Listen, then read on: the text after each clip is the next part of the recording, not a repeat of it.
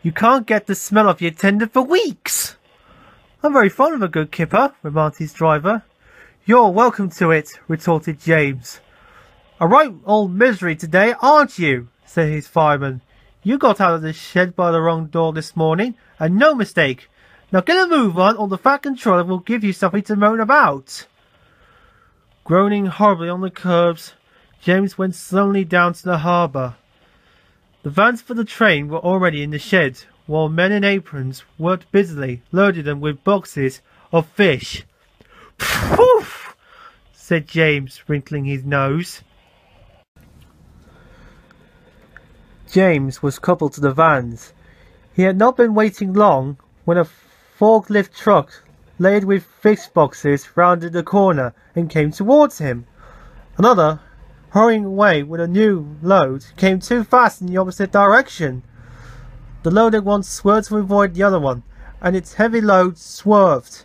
6 full boxes slid from the top of the pile and burst open on the rails in front of James. James closed his eyes in horror. Ugh! He shuddered. Broken fishing boxes lay everywhere. For once, James was right.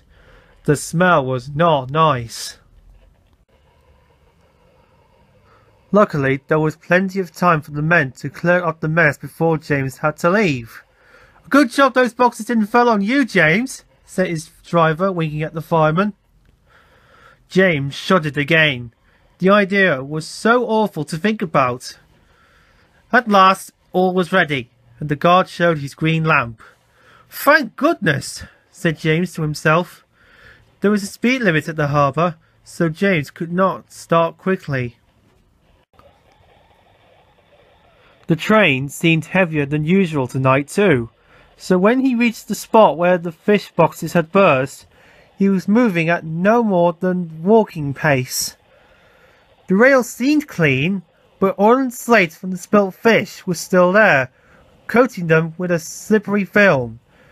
As soon as James reached the place, his driving wheels, with nothing to grip, began to spin helplessly. James did his best, but the heavy vans dragged him to a standstill. He found